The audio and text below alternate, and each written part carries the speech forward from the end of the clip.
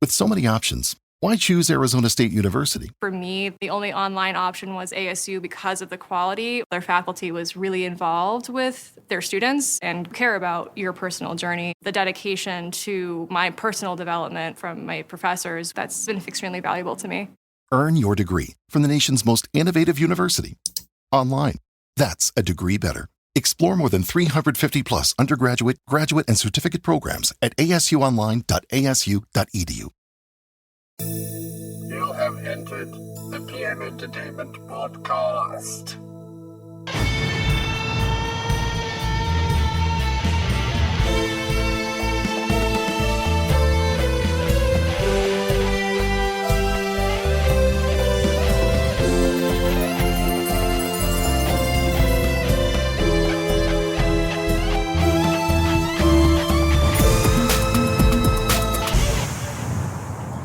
Hello and welcome to an all-new episode of the PM Entertainment Podcast. And as Shakespeare once said, forsooth, this be a show most relentless in its praise of yon spectacles most fierce and furious, wherein bullets fly as bees in battle, roundhouse kicks do smite with thunderous grace, and chariots explode in fiery triumph.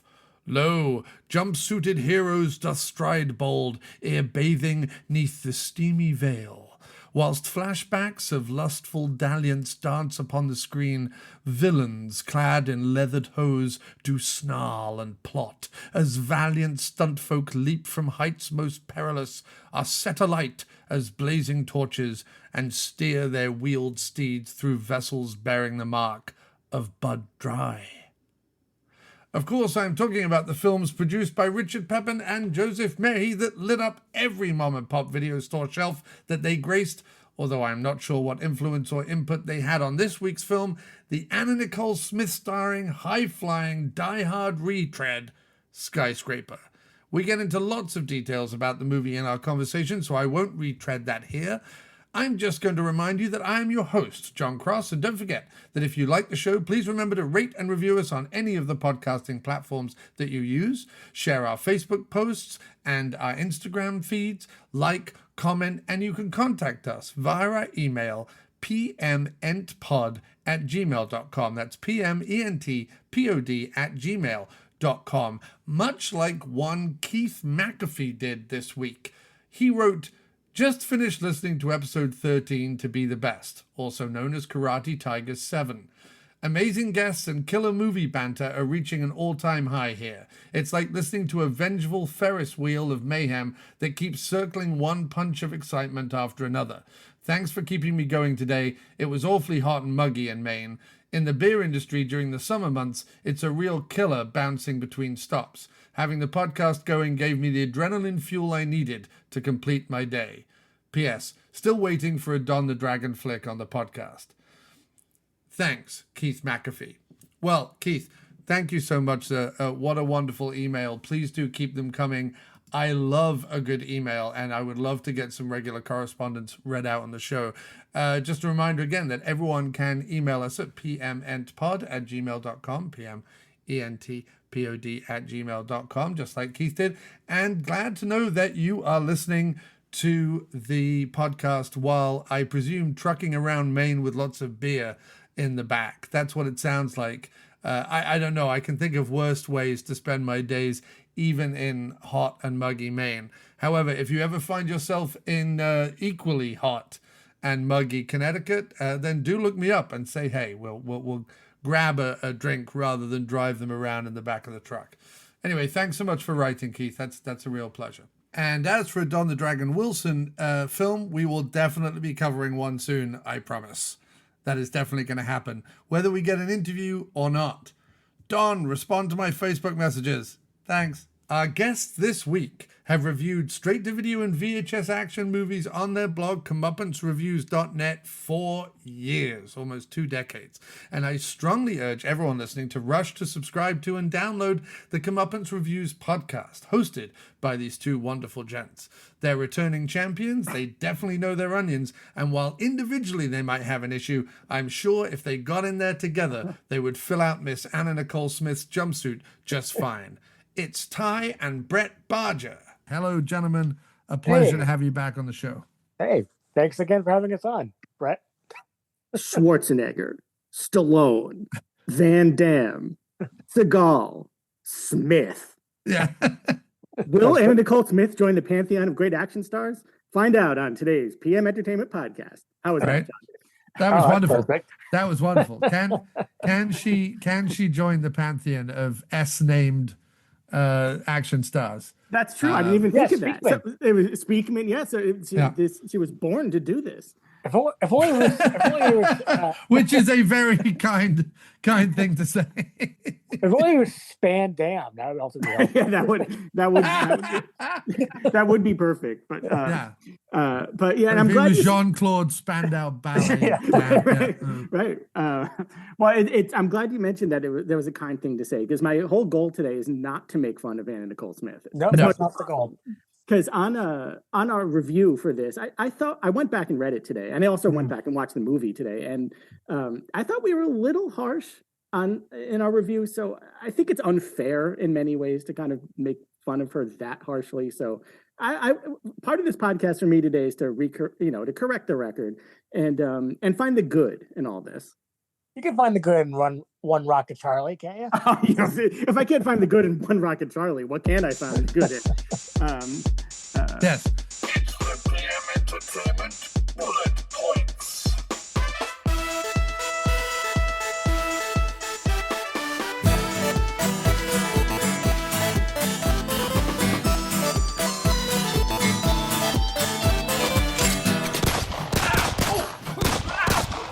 All right, we have rocket launchers, car explosions, repeated explosions of cars, dumpsters, and debris, slow-mo stuntmen, gunfight, multiple squibs, blood squib hitting the camera, stuntman almost toasted alive, possibly by accident, car while on fire backs all the way up and through a truck, crashing out the other side on fire and exploding. Man is shot off the roof of a skyscraper. A guard is shot. Another guard knows kung fu and fights for a bit before being repeatedly punched in the back and collapsing.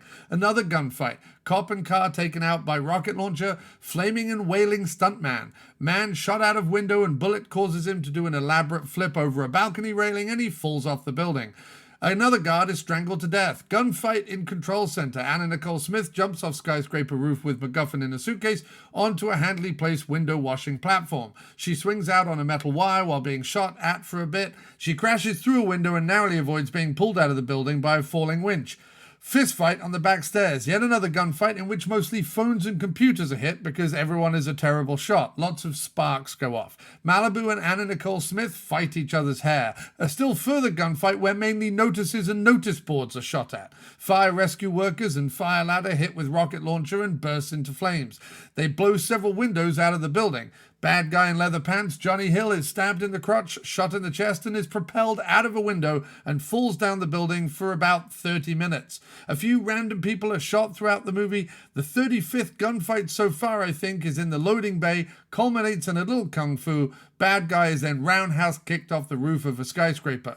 Gratuitous time padding helicopter footage, gratuitous ADR, gratuitous multiple men in shades and suits, gratuitous unexplained MacGuffin, gratuitous Bud Dry truck, gratuitous Reservoir Dogs ripoff, gratuitous Die Hard ripoff, gratuitous shower scene where she appears to become aroused simply by standing under some water, gratuitous slow motion sex scene, gratuitous comedy side characters, gratuitous flashback to show she's a good shot, and gratuitous flashback sex scene.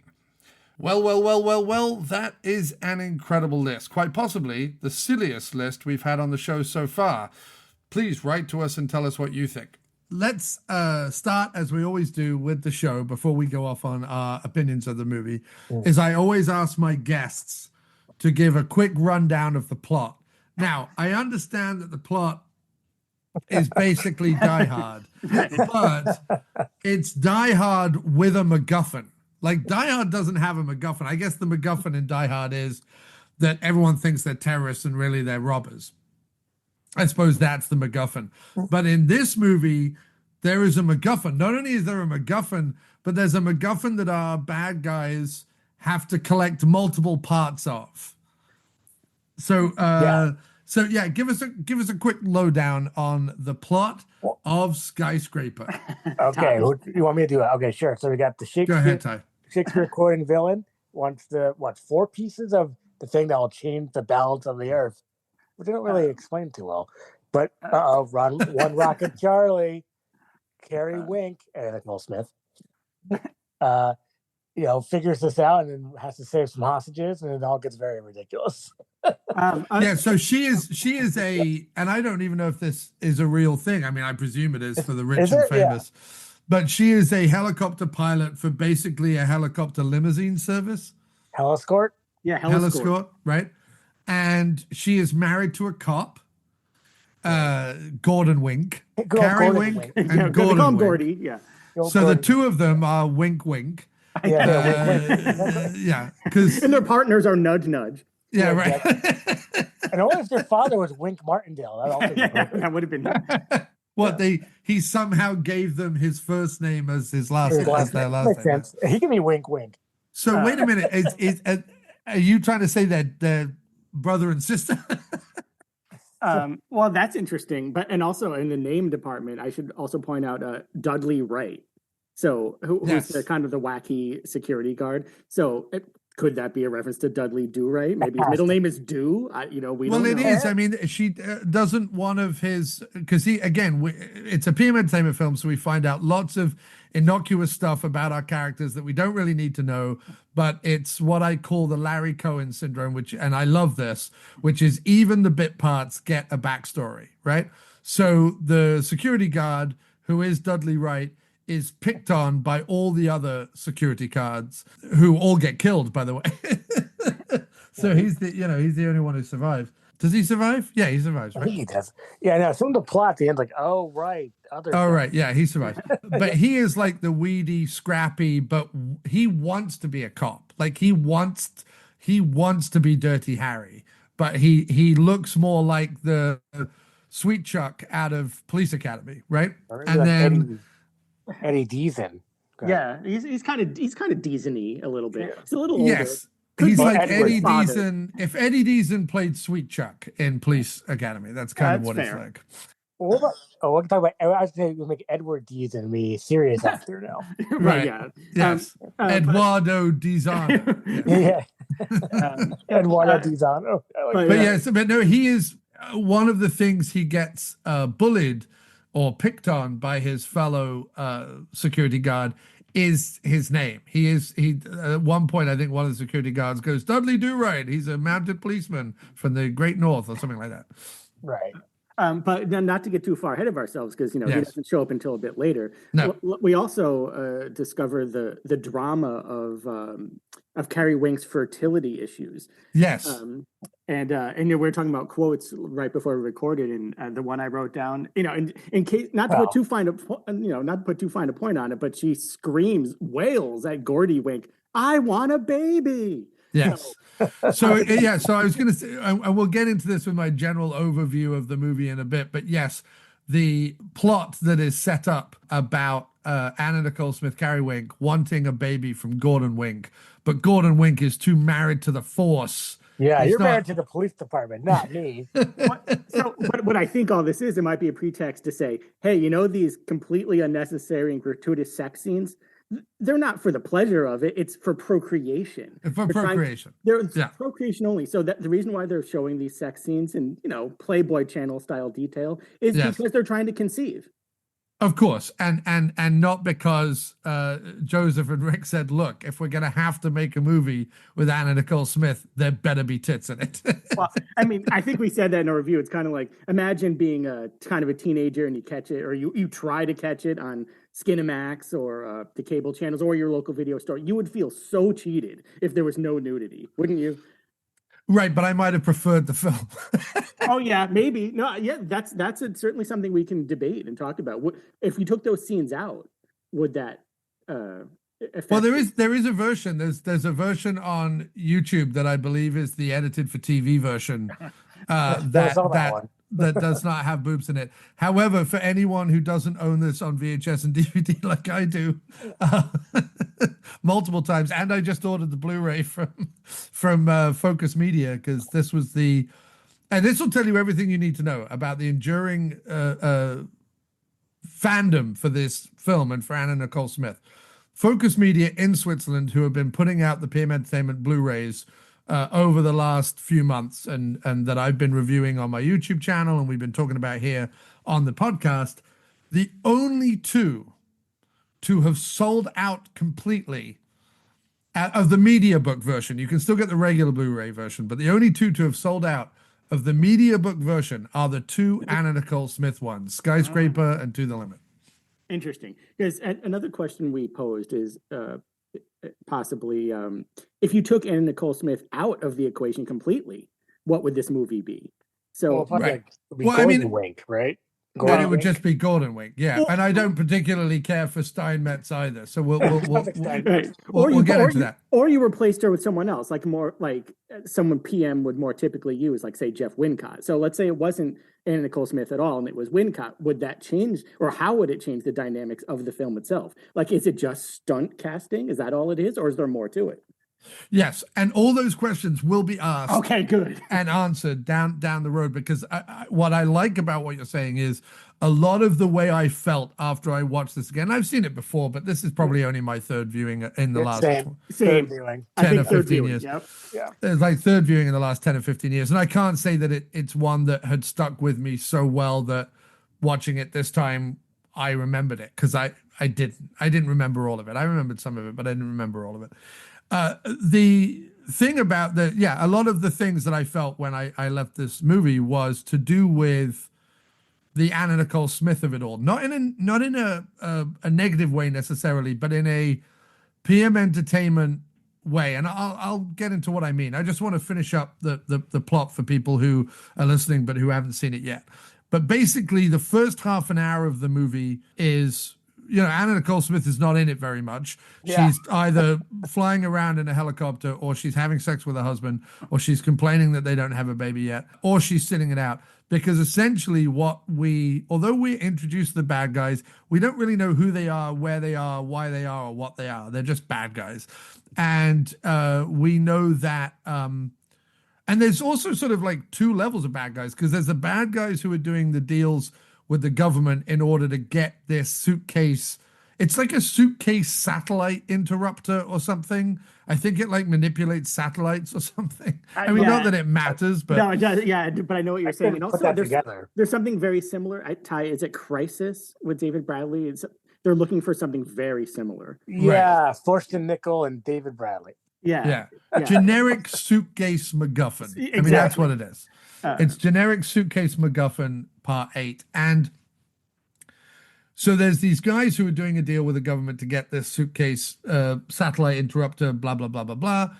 And just as they're doing the deal, the other bad guys, the bad guys who are going to take over the skyscraper and basically essentially become Hans Gruber and his team, they intercept with rocket launchers and machine guns, and and this is PM saying, like, don't worry guys, I know this is an Anna Nicole Smith softcore, put it on the shelves, get 14-year-old boys to watch this, but don't worry, we're going to pack it full of ridiculous action as well, so don't worry about it.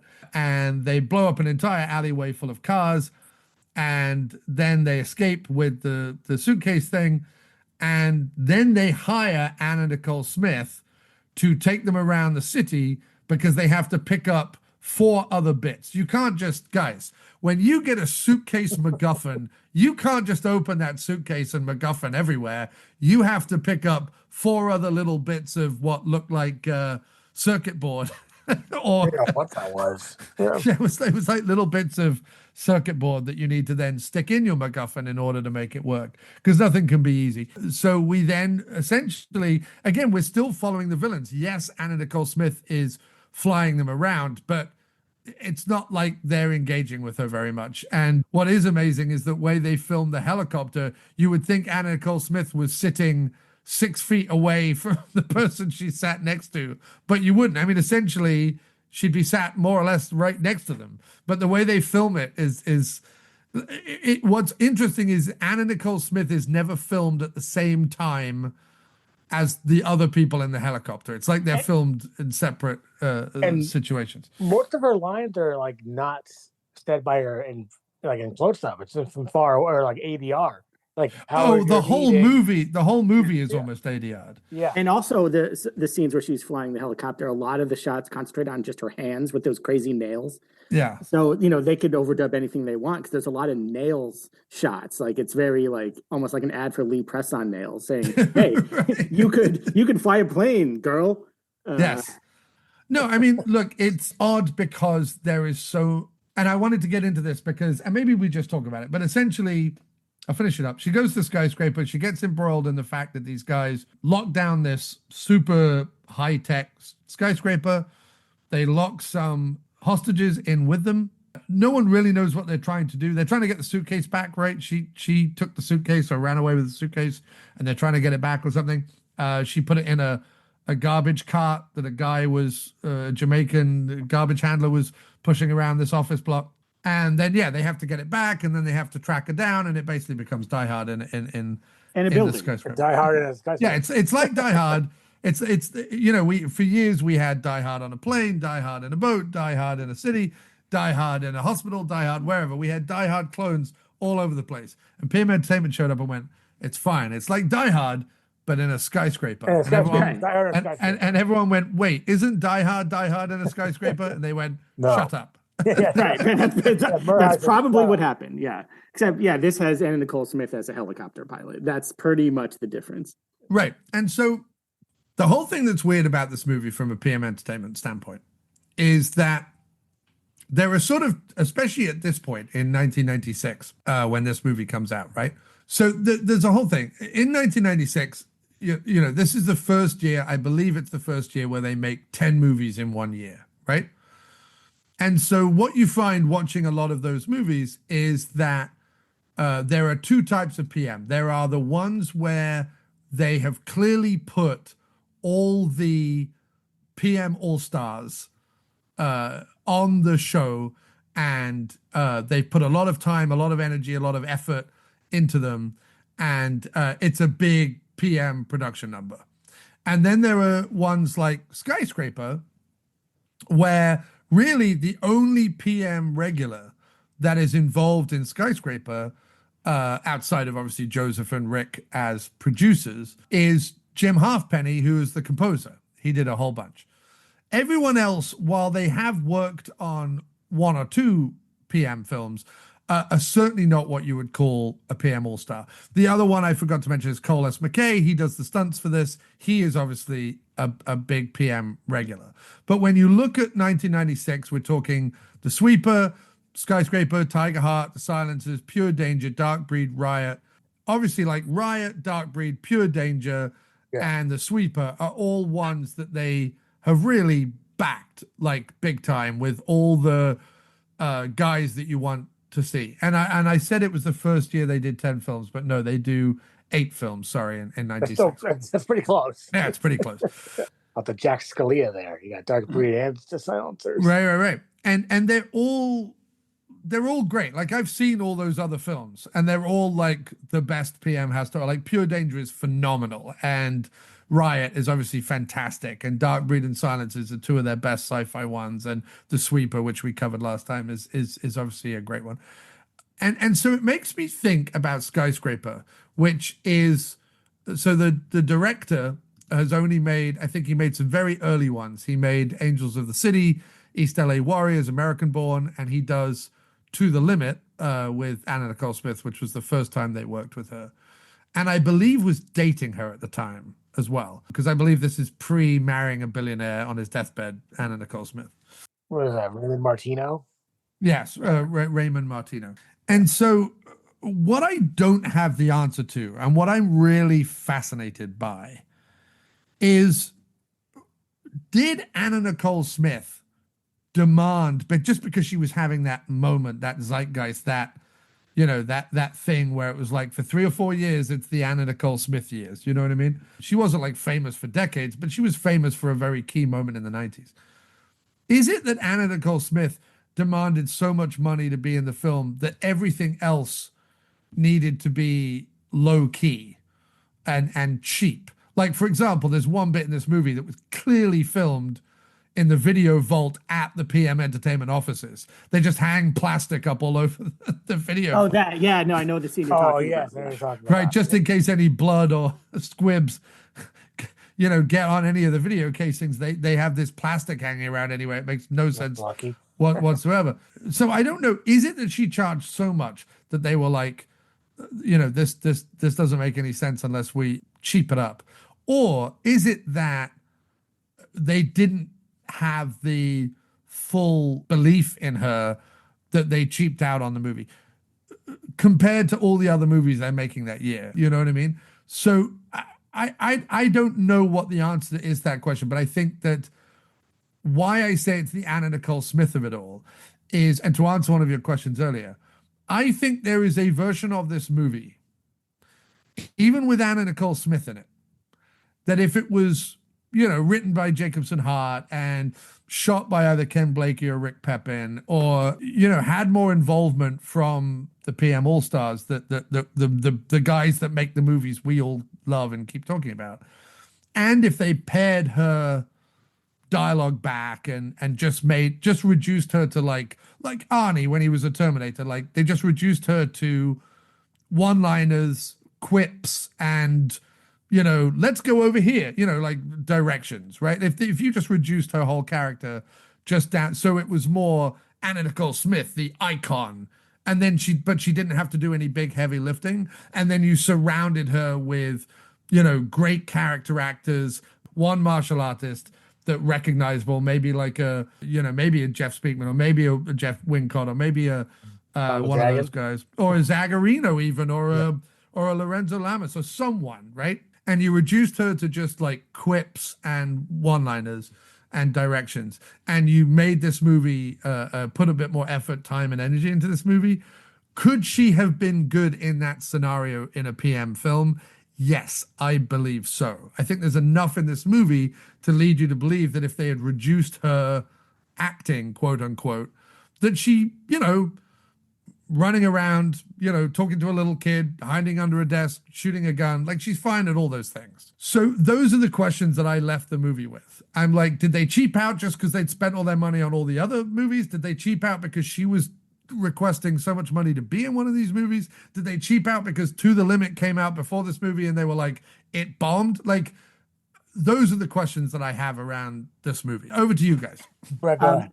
Well, what I would say about all that is, like all the PM movies of this time, it still looks good. It's very bright. You can see everything, as opposed to a lot of movies of today that are very dark. It's very well lit. It's very well shot. So I don't think they cheaped out in those technical departments, and certainly. Well, except that Frank Harris is who shot it is not exactly known for phenomenal cinematography. When you look at this, I recently did To Be the Best, which Rick Pepin shot in Vegas. And while, yes, this looks fine for what it is, it's not a patch on if Rick or Ken had directed it, shot it. I mean, I'm just saying it's clear and bright. I'm not saying he's Vittorio Storaro. I'm basically saying that you can see it, and right. And PM does have a history of kind of putting people that were in the zeitgeist in movies. Case in point, Tracy Lords and O.J. Simpson. Right. So I guess a question could be, were PM trying to do with Anna Nicole Smith what they did with Tracy Lords, which Maybe. was, put her on box covers, give her like a career after her adult career, and see what happens. Well, she's in 3 of them. 3 Right. PMs. Right. So, well, she's in 2 movies, and then they do that Anna Nicole Smith Exposed, which they produced and put out on their label, but it's not a movie. So it could be that they were just trying to do something like that, like try to emulate the success. I would imagine it was a success. You could tell me, but with Tracy Lords, right. And try to replicate that formula. And they probably felt like they had not a lot to lose. They say, let's try this, and we'll see what happens. And so I think that's a factor. Say, okay, we did it with OJ, we did it with Tracy. Let's see what happens with Anna. No, completely. I think that's a big part of it. No, I think the Anna Nicole Smith zeitgeist, such as it was, and PM being PM, and I think the promise of nudity, which again, I don't know if that bumped up her price or something. I don't know. I think I fully understand why PM made this movie and why they put it out. I also understand why years later it's essentially the most well-known of the PM films, even by people who don't know that it's a PM film, Because of Anna Nicole. because of riff tracks and because of the, so bad it's good, low budget film watching of stuff like Samurai Cop and The Room. Yeah, I mean, I would put this in kind of a different category personally, but I get what you're saying. No, I would as well, but I'm saying that there are a lot of people out there in internet land that's how they watch this movie. Right, okay. Yeah. I'm not saying that's how I watch it. I'm saying that's how I think they watch it and why it's still more popular than, say, some of the ones we truly love, but that aren't known as well. No, it's on the radar of these other, like the Sweeper is not going to be on these radars. Right, not like that, not as a thing you can kind of mock and ridicule. Which I don't I like. mock this one a little bit. I mean, if you go, I was going to go to my notes. Oh, well, while you do that, I have a quick log to add to John's fire here, which is Anna Nicole Smith is listed as an associate producer. Yes. So that could be a factor in all this in terms of your questions. And to paraphrase Katy Perry, she puts the ass in associate producer. Hey, right. No, and I also think like maybe it was, Raymond Martino. And again, I haven't looked into these. Like I could research it probably a lot better, but and I apologize to the listening several that I have not done that. But he did a lot of early work with PM, as I said, Angels of the City, East LA, Warriors, American Born. These are all from like 89, 90. And it may have been that he started dating her and went to Rick and Joseph and said, hey, do you want to like get Anna in a movie? Yeah, because I'm dating her. Right. Just, I mean, because what is an associate producer really? It's just, you put your name on it and right. I'm not sure which they did with Gary Daniels. They've done with Jeff Wincott. Like some of those later movies that those guys were in, they're also down as producer. I think Speakman was down as a producer on Land of the Free. Well, I think they well, something to be proud of for sure. Right. Exactly. I just want to mention some of the notes I have. If you watch, there's what, 2 Anna Nicole biopics, right? So one has Willa Ford, and one has Agnes Buckner. And I've seen both. I think you have too. The Agnes one mentioned Skyscraper. Like there's like some like shady producer like want to be in Skyscraper. Which I don't know how accurate that is, but at least that one mentioned Skyscraper. Yeah, they don't mention it in the Willa Ford one. No, but I mean, it again, I think, and I don't know the history or the timeline of their relationship, but even as an actor, Raymond Martino had been in City Lights movie. He was in Mayhem in 1986, which is a City Lights movie that Joe did before PM, and he was in LA Heat and Emperor of the Bronx and Night of the Wilding. Like he was in Living to Die with Wings Hauser. So he's acted, written, and directed a lot of the early PM. He doesn't do much after Skyscraper. He comes back and he writes the screenplay to Exposed Anna Nicole Smith. I thought it was a documentary, so I don't know what the screenplay is. I'll have to look into that. And he directed one episode of the TV series, 2 episodes, of the TV series LA Heat. But in general, he stops working with PM as a writer-director after Skyscraper. Well, I mean, that makes sense. I mean, why mess with perfection? I mean, go out on a high. Hands on top there. Yeah, quit while you're on top. But kind of, so the movie opens with a wink's eye view of LA. Yeah. So you see the city from the helicopter's point of view, then you see the nails, then you hear her voice, which I'm sure it is her voice. She has a very distinctive voice because it's the drawl. She still has her Texas accent. And so I'm sure if there was dubbing, I'm sure she dubbed herself. And complete with pauses. Like there's some great pauses.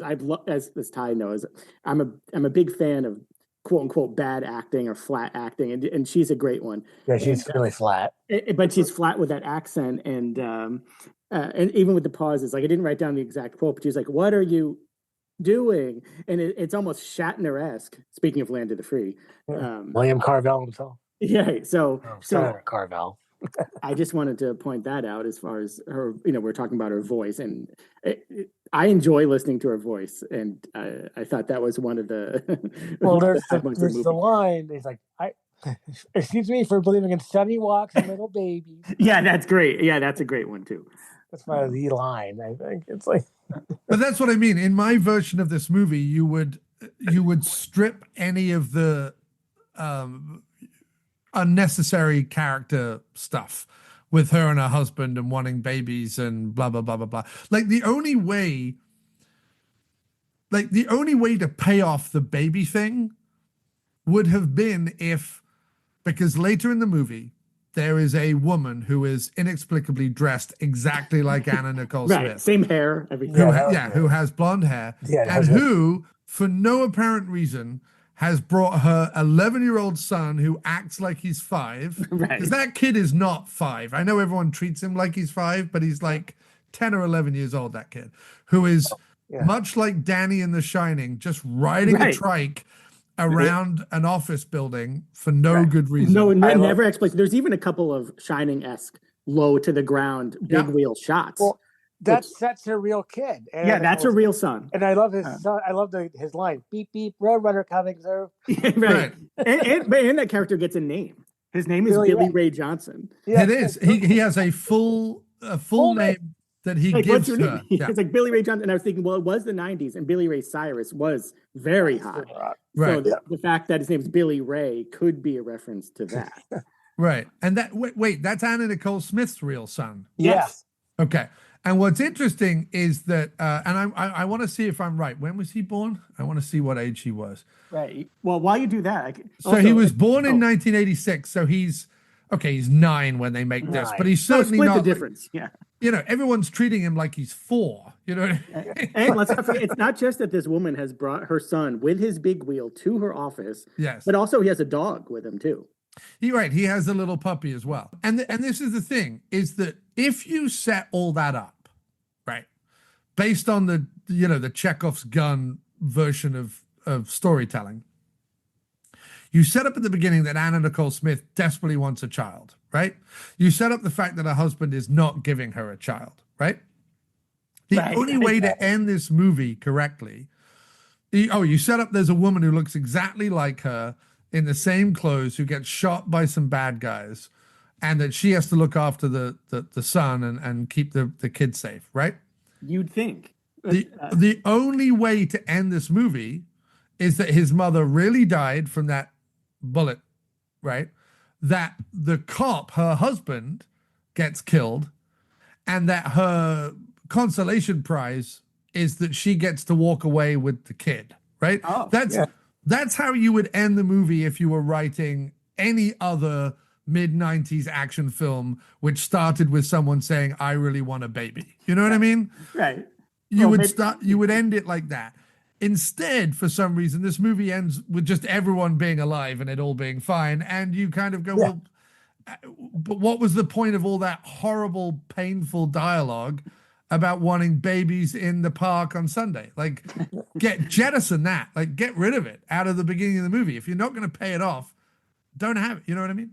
Right, and because at the end, Mr. Wink just says, "Okay, I give," basically meaning you wore me down. It's just like it done in one little piece of dialogue at the end, and everybody, hugs and walks off into the sunset. And yeah. Go ahead. Sorry. Well, I was just going to say, because the mom who was in the office with no other office workers around on that floor, who looks just like her, was shot, but she's going to make it. We're led to understand. Yeah, so that's all I want to say. And this is also weird because it's like. They have all these hostages, but then as the movie goes on, they kind of go, oh, you forgot a few. Right. And on some of the higher floors, they were just people working away, completely unaware that there were like explosions going off and gunfire and everything. I have to mention this, this definitely for our buddy Matt, the DTV connoisseur. The guy got the Bud Dry truck. Yeah, the Bud Dry truck. I know. Depending on which copy you're watching, I took note of the time. The infamous Bud Dry truck shows up 5 minutes and 25 seconds into the movie.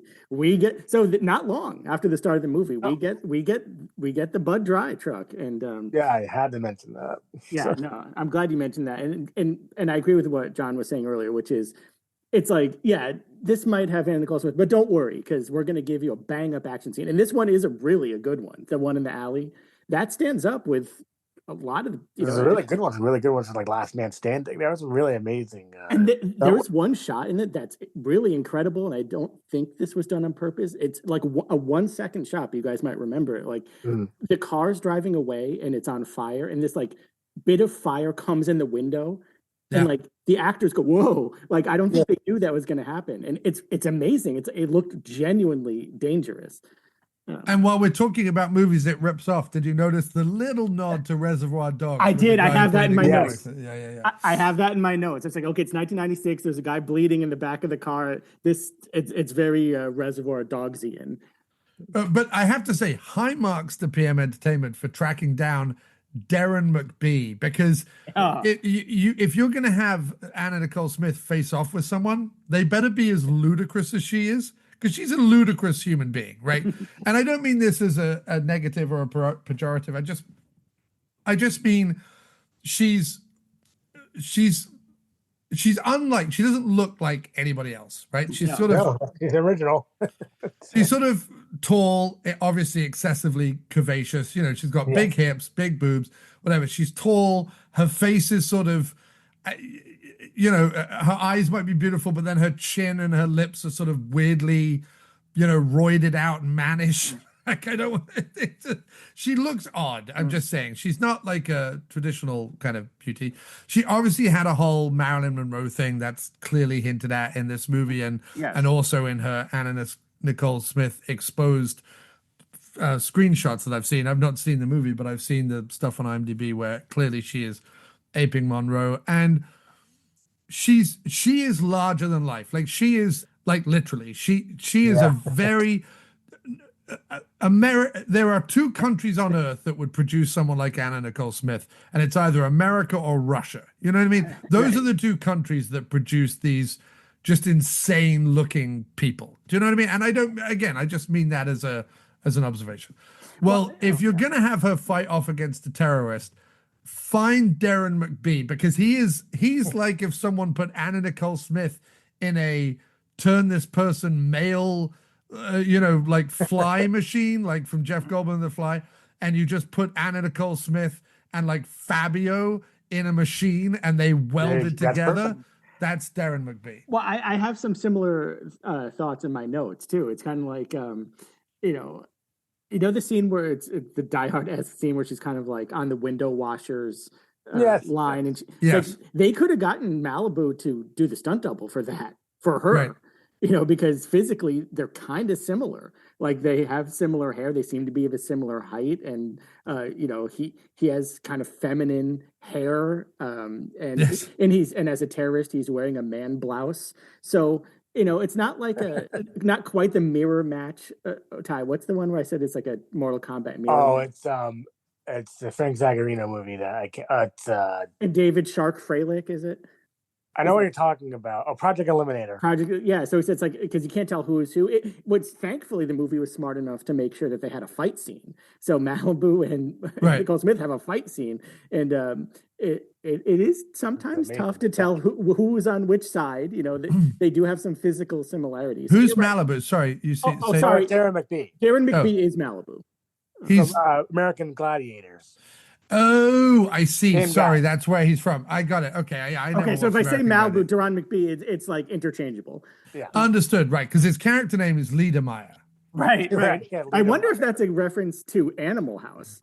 With is there Niedermeyer from Animal House? Yeah, I mean, I think it's more just that they have, and this is something else I want to get on. You know, the villains, we've got Zarkov, Nakeem, Jacques, and Lee de Broux. Yeah. And what's funny is, so they've essentially gone, well, no one can do a convincing German accent. Well, no one can do any convincing accents in this movie at all. All of the accents are absolutely terrible. Even the Jamaican garbage handler is like an atrocious accent. And that might be his real accent, but it's just not an authentic sounding accent.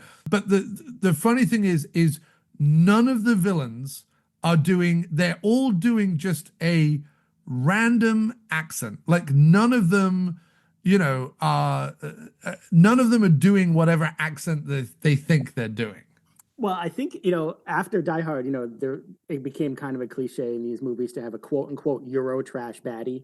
Right. So, Hans Gruber was kind of the archetype of the Euro trash. So they figured, let's get a couple. We have a guy doing a not entirely convincing French accent. Then we have a guy. Jacques? Yeah, I guess that would be Jacques. And then, don't forget that Jacques or Jonathan Fuller. He was Snake Underwood in Last Man Standing, the villain. He is. He is. What's he keep saying? I'm the swashbuckler, baby.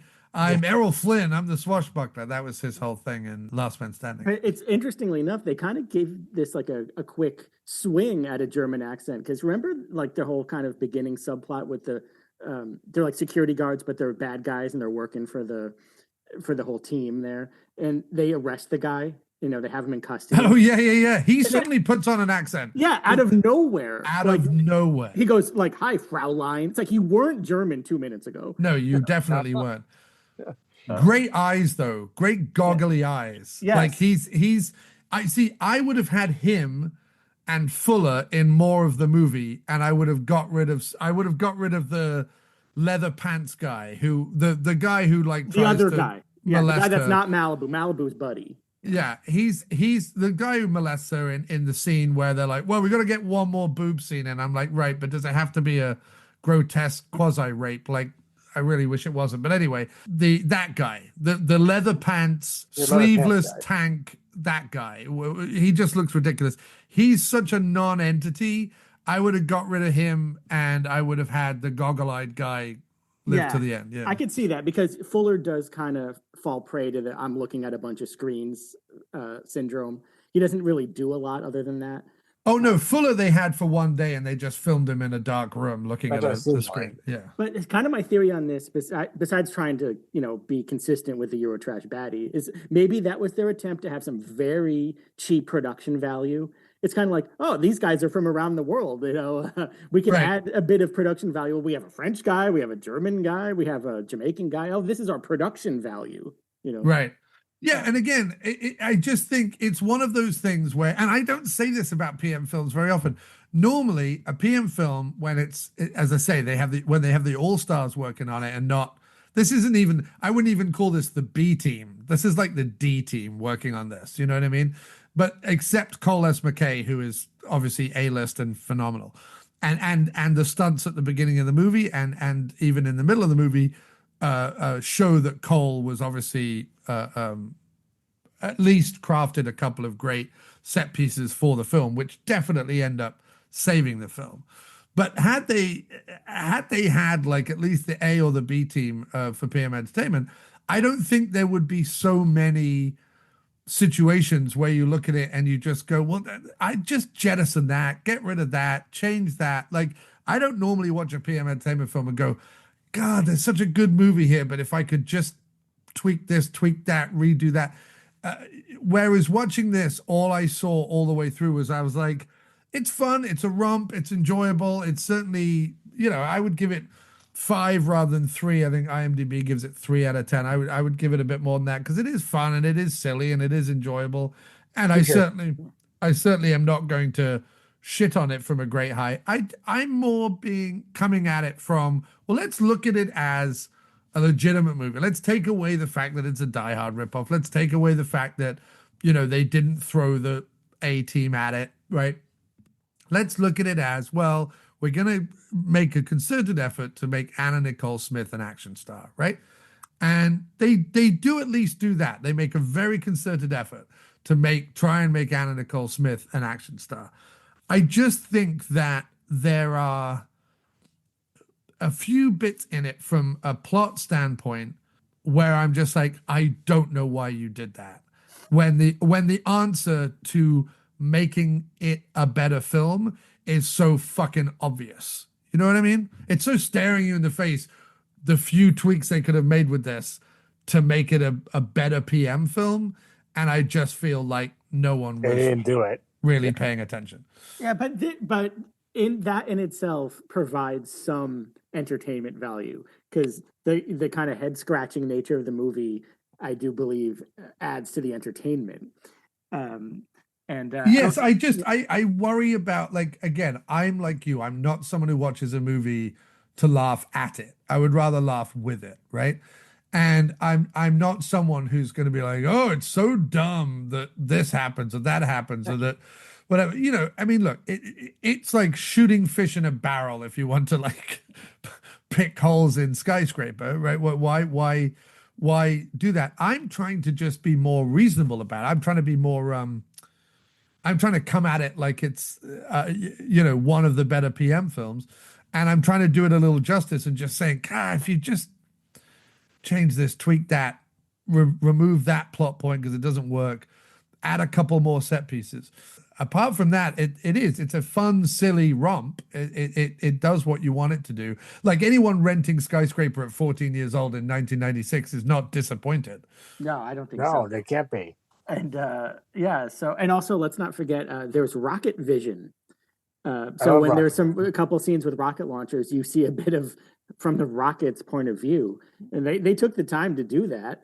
And certainly in that great alleyway action scene, they clearly put the most amount of time and effort probably in that. And I think that came up a winner. Like, I think if someone was making a top 10 PM action scenes, that could go in it. I think 1,000%. And I think that's what they brought Cole S. McKay in for. I can't imagine Cole S. McKay was on set the whole time because I know that he at least did 2 other of the movies that they shot that particular year. But so I can't imagine he was on set the whole time. But that feels to me, that opening feels like bring Cole in and orchestrate an incredible 20-minute action sequence so we can get away with the second half of the movie. Right, you earn it. I get what you're saying. You earn it. So in other words, you show this, and then the audience can kind of coast a little bit, saying, okay, well, whatever comes next. But at least we had that.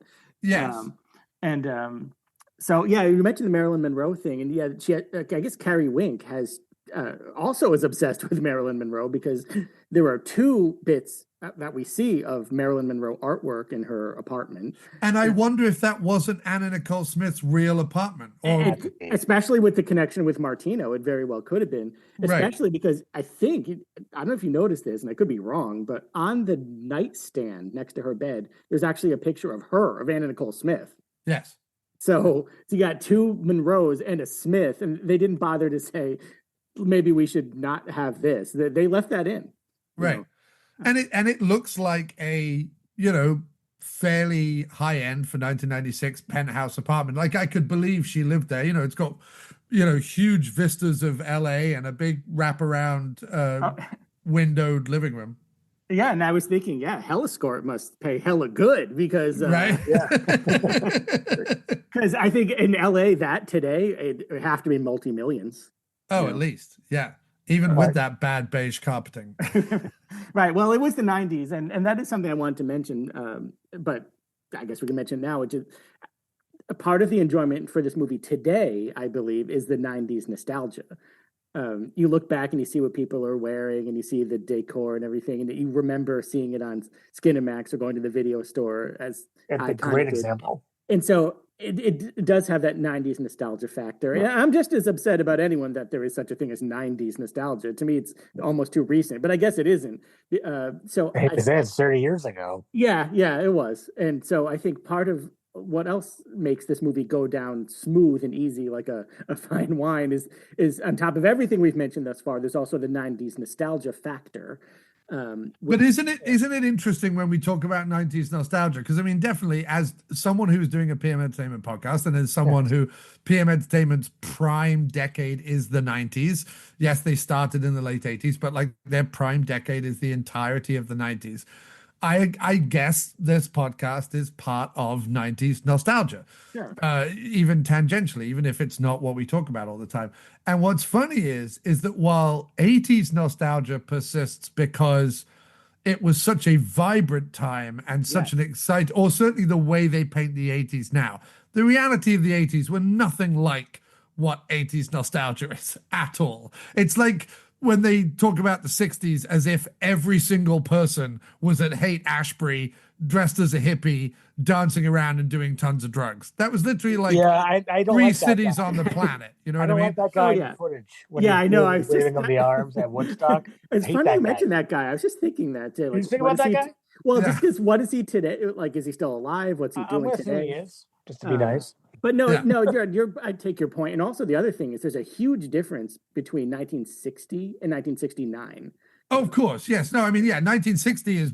I always say this: the decades that we talk about, like the 50s, right? If we're talking about rockabilly and rock and roll and whatever, that's really 1955 to 1965. Right. Like rock and roll is really and similarly, the 60s that people talk about, the rise of the hippie culture and psychedelia and even the come down afterwards is really 1965 to 1973, right? And then then there's this what we think of as the 70s, which is sort of like 73 to 83. And then what you think of as the 80s, which is sort of the, you know, Dayglow shell suits, Coke and Pepsi, Michael J. Fox, you know, MTV, crazy, everything's neon, everything's bright, everything's crazy, everything's wonderful, blah, blah, blah, blah, blah. It's really only like 84 to 88. You know what I mean? Yeah, and then the 90s come in like 88 and persist all the way through till about 2005. And it's this sort of, there's no fashion that you could talk about, but when you see it, for example, the villain in Skyscraper, bringing it back to Skyscraper, the main villain in this, the one who talks like Matt Berry, like he talks like that in the movie, wears, and I remember these distinctly, and it's the 90s version of 60s nostalgia, because the thing we have to remember is that in the 90s, the nostalgia was not for the 80s like it has been the last 30 years. Everyone has had nostalgia for the 80s. But in the 90s, there was 60s nostalgia. There was, you know, another British invasion with like Britpop music and stuff like that. There was a bunch of like, it's been 30 years since Sergeant Pepper. You know, there was all that kind of stuff. There was a lot of 60s nostalgia. And the I don't know what you would call it, a cardigan, a vest, a waistcoat. I don't know what you would call it, but those woolen, sleeveless cardigan, waistcoat, vest things, they were everywhere. And like so many people, I had one. Like, and it's the 90s, but it's the 60s, but you only know it when you see it. You can't really pinpoint 90s clothing until you see it.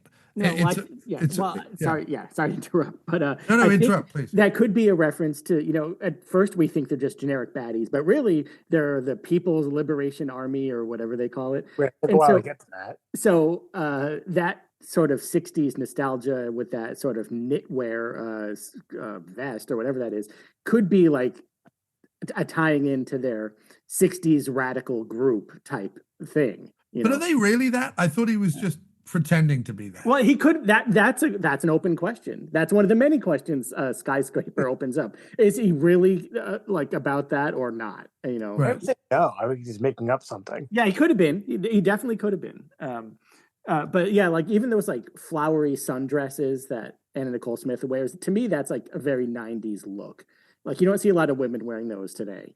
Right. So that very unpleasant sort of rape scene. Yeah, but that scene is cut. That rape scene is cut in the UK. Yes. I just thought I would bring that up. And also on the UK artwork. I mean, it's not really a rape scene. I mean, it is a rape. It's a molestation. It's within the definition of rape, but he doesn't have sex with her. No. I mean, I think he would have if Carrie Wink wasn't so resourceful. I think that's what he wanted. Right. But yeah, they cut some of that in the UK, and so on the UK box art. I don't know if you guys saw this, but maybe this was a thing there. But you know, from Mad Dogs and Englishmen, that movie with Elizabeth Hurley, right. And you know, instead of saying what a good movie it is or any sort of insightful quotes, on the box art it says Liz Hurley gets her kid off. That's the quote. No. So and they we did the same thing on this. It says Anna Nicole Smith gets her kid off. Right. I don't know if I left it in, but I had a whole conversation when we did the Zero Tolerance and we were talking about Robert Patrick. Obviously, one of the other films he did around the time he was doing Zero Tolerance was Cool Surface with Terry Hatcher. And there was a run of movies that came out in the UK on VHS, And the way they sold them to UK audiences, I was still living in the UK at the time, obviously. The way they sold them to UK audiences was see the star of, TV or whatever naked. So there was a Gillian Anderson one, The Turning or something, where there's very brief nudity. So they plastered that all over the front cover. There was Cool Surface with Terry Hatcher because she was in Superman at the time. So it was like, Superman's Lois Lane gets her kit off, right? Right. You have Anna Nicole Smith in this one. There was Elizabeth Hurley. Right. There were multiple movies that after, it must have been Austin Powers, I guess, but after whatever her big hit was that made her Elizabeth Hurley. I know she was dating Hugh Grant through the whole prostitute scandal, so maybe it was just Your old that. Divine Brown. Yeah. But I'm surprised PM didn't give her a shot. Right. She was knocking about a bunch of British straight-to-video early 90s movies, and the moment she hit big, either through the Hugh Grant thing or through the Austin Powers thing, yes, VHS raced to the shelves with See Elizabeth Hurley with a kit off. Yeah. So I guess if Elizabeth Hurley and Anna Nicole Smith have something in common, that's it. Or, Yes. Brett, were you about to say something really ridiculous, Brett, that Divine Brown should be an action star? Yeah, I think, John, you interpreted that to mean Elizabeth Hurley PM should have given. I meant Divine Brown. They should have given Divine Brown. Oh, they should have given Divine Brown. That's what you were Yes. saying, Brett. Yeah, no, that's what I was saying. Okay. Yeah, no one ever put her in a proper movie, which I think was a missed opportunity. Huge missed opportunity. Huge missed opportunity. Because we were talking about capitalizing on the people in the zeitgeist. I think that's a prime example, Right? Can you imagine if she'd gone on and done a few PM films? Oh man, that would have been great. Yeah. So I know, because we always talk about with Matt, the most dangerous job probably in the world is to be the front desk man at any business. In any, yeah. And so this, For example, Dudley Do-Right aside, a lot of front desk people die in this movie as well. Oh, almost all of them except Dudley Do-Right. And any eagle-eyed viewers will notice so many regular PM entertainment haunts in this movie. So at one point she flies over the rooftop from the sweeper that C. Thomas Howell and the bad guy hang off. That was in the movie.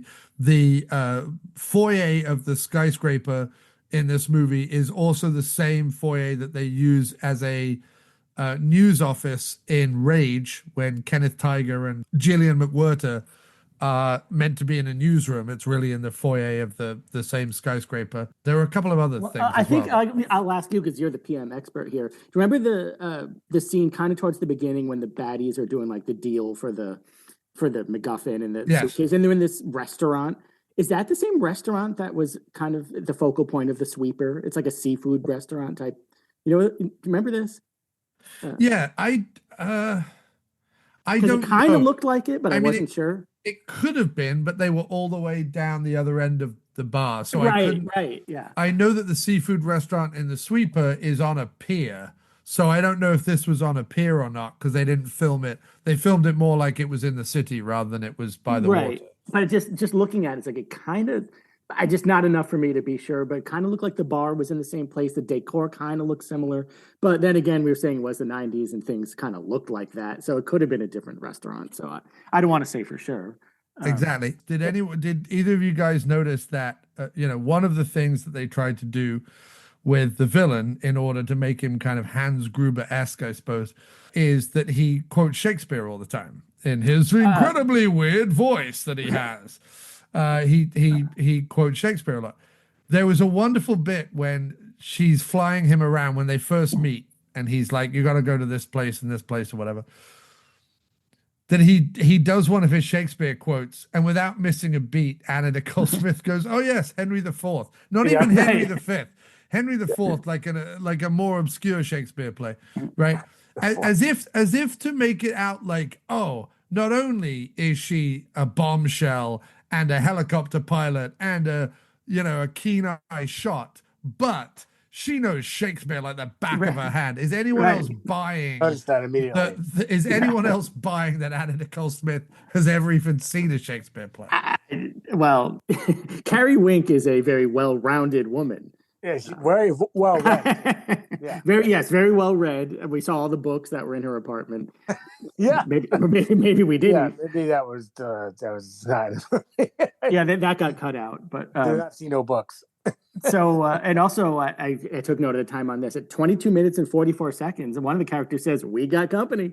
Oh yeah, that was my last note. I forgot about that. Which was something we always take note of. It doesn't really mean much of anything, but it's just sort of an action movie standby. That and a lot of these action movies, someone might say, "We got company," and that's when they say it in this movie. Yeah. Also, is the Zytex or Zitex? Zitex. The building. Yeah. Whereas in the review, is that where they make zits? We don't know, but No. if you notice, the logo of the Zytex building is the Japanese flag. Yes. So I wonder, I mean, the Nakatomi building in Die Hard is, I think, meant to sound Japanese. It could just be kind of a low budget way to say, hey, we're Japanese too. Also Japanese. What about the fact that in order to crowbar in an Ellis style character, they have this weird thing where, as well as like, isn't it a Saturday or a Sunday? As well as people like working on the weekend, as well as a kid running around on his trike, as well as like a terrorist organization taking over the building, with all this stuff going on, it's also the day that some disgruntled employee has decided to break into his boss's office and siphon off millions of dollars using his Commodore Garden laptop. Right. And that boss guy, with that sort of crazy subplot, which I guess is why this movie's 96 minutes. Yes. Why we needed those extra 6 minutes, I'm not entirely sure. But he kind of looks like Mark Summers, the host of Double Dare. I don't know. Anyway, Right. This might be considered a spoiler, but I don't know if you probably do spoilers on the show. I would guess. Oh yeah, no. All these spoil these movies to death because if you haven't seen it by now, go watch it. Which is another action movie, Stand By. I guess it's a cliche, even though it could be a cliche, but I don't want that to sound negative. But it is. Whereas Steinmetz's partner dies, and his name's Jimmy, and Jimmy. Oh, I didn't want to. What about the fact? And this is another thing where I'm like, you didn't need to cut back the second time, right? So he gets blown up, like the entire car gets blown up. Jimmy is completely engulfed in flames. We get an elongated sequence of a guy clearly in a fire suit, right, running around on fire, right? He flops into the car.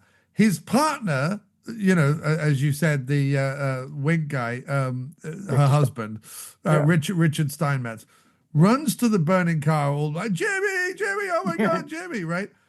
It then cuts away to something else. It then cuts back to him, and he's still trying to like get into the car. I'm like, dude, the car's engulfed. Like the car is he takes his jacket off and goes to like throw it on the fire. I'm like, you ain't saving Jimmy.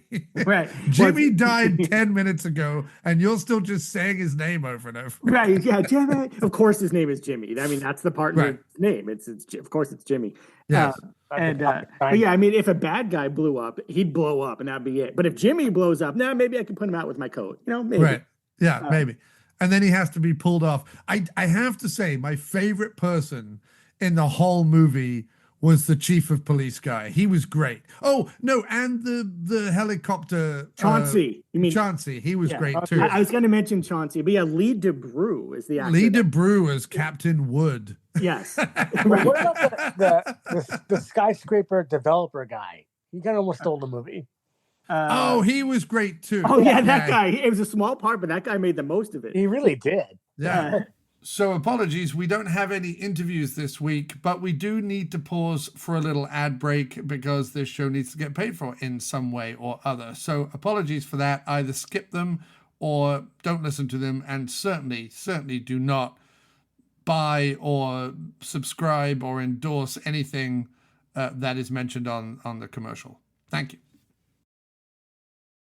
So I guess my last question for you is, how serious is all this? Like, did they make this seriously, or was this sort of a tongue-in-cheek kind of put on? Like, not serious most of the time. Because I feel like if it was a put on, there would be more obvious jokes. Right. I mean, there are things like there's that guy that keeps saying the goggle-eyed guy we were saying earlier has like, doesn't he have a few one-liners, and the captain has like a few one-liners, like, I'm gonna knock your teeth so far down your throat you're gonna be shitting out molars for a month or something, something like that, right? Yeah.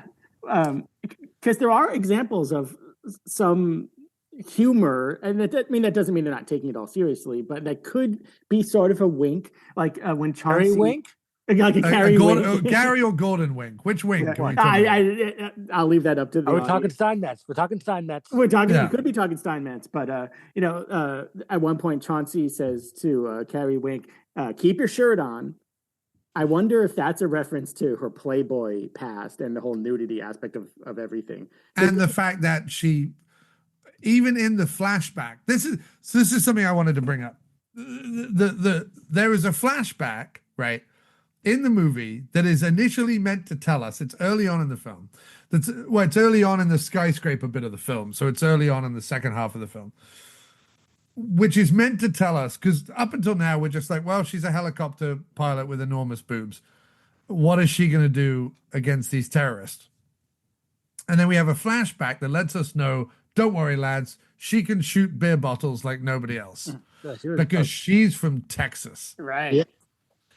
The genius of this movie, and I'm using the word genius with broad strokes, but the genius of the movie is like, well, look, while we're in the flashback and while her and Steinmetz, Gordon Wink, are shooting guns at each other, that's bound to arouse them. You know what I mean? Sure. You know what I mean? She's from Texas, so guns arouse her. He's a cop, so he's all about guns. And so they get all aroused, and then we get the second of the three love scenes that we get in the movie, the picnic love scene. And it's so funny to me that I can't think of another movie, unless the flashback is, oh, I was so in love with my husband, but he died. And then there's like a flashback to them like making love and, I don't know, looking out over a pond or whatever. I can't think of another movie that when they have a flashback that's completely unrelated to sex, the flashback then continues and has lots of sex, which makes you think that Anna Nicole Smith's character, right, Carrie Wink, she's under fire, right? She knows she's in a skyscraper full of terrorists, right? She ducks down behind a thing to remember her shooting training. Yeah. And while her brain is remembering the day that she was shooting with her husband, Gordon, she goes, while I'm reminiscing. Yeah, while I'm using this part of my brain. Let me just play back a gratuitous sex sequence. Well, I'm sure that's what anyone would think if they were in the midst of a terrorist attack. Right. I'm sure you'd have the time and inclination for that. But it cuts back and she looks as equally frazzled as she did prior to the flashback. It should cut back to her and she should be in the bathroom, like pleasuring herself or something. Or you think, or at least her demeanor would change in some way. Like it calmed her down maybe to think about this. Yeah.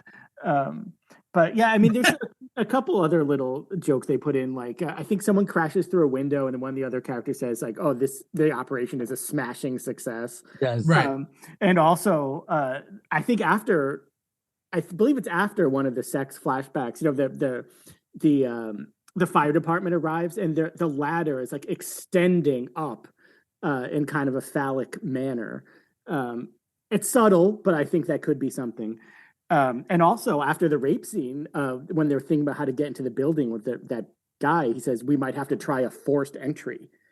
So I wonder if that is... but the only thing is that if you think about Die Hard, the Ellis character, the Al Pal character, even John McClane occasionally, and especially like once the FBI guys show up, Davy and Grandel Bush, once they show up, Johnson & Johnson, no relation, and you've got Paul Gleason there, there is humor in Die Hard, right? Absolutely. It's not as obvious as something like Lethal Weapon, where obviously Mel Gibson is sort of riffing the whole way through, but there is comedy in Die Hard, right?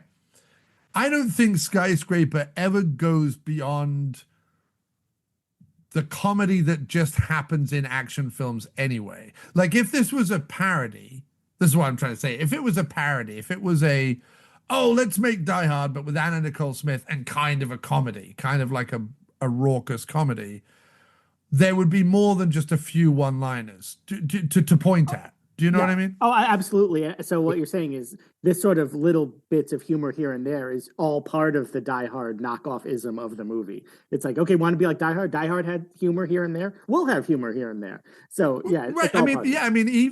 Even other PM films. I mean, yes, okay, this is the most blatant ripoff that they do, but even in other PM films, there are comedic characters in the way that there are in lots of action films. Yeah. And so to your point, the guy who designed the Skyscraper, like the nerdy guy who has to hang out with the Captain Wood.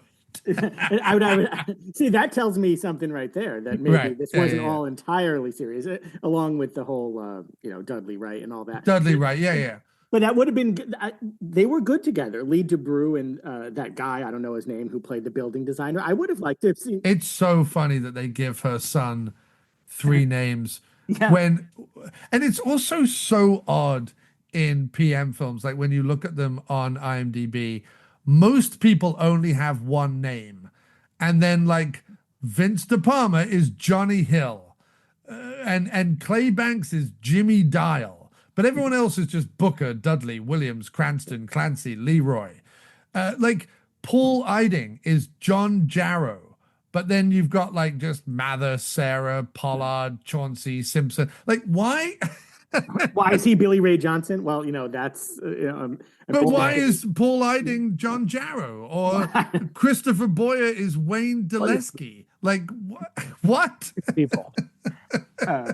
But yeah, no, it's all part of the fun. But but as far as I would have liked to have seen more of the Lee de Broux and the building designer, because I thought in those brief scenes they had together, they had like some kind of funny chemistry. Like the building designer would say something wacky, and Lee de Broux would look at him and kind of exasperated. But Lee de Broux becomes the Al Powell, and the designer becomes the Paul Gleason, right? It's what's so funny about it, because they had such a good chemistry, they could have their own movie. Or they could almost have a buddy cop kind of, could almost be a TV show maybe. And I am sorry, we are going to stop for just another short advert break. Apologies again, fast forward, don't even listen to them, don't do anything that they say, and be highly suspicious of everything you hear, other than everything you hear on the PM Entertainment podcast or any of the other podcasts that I've endorsed. Anyway, ads, here they are.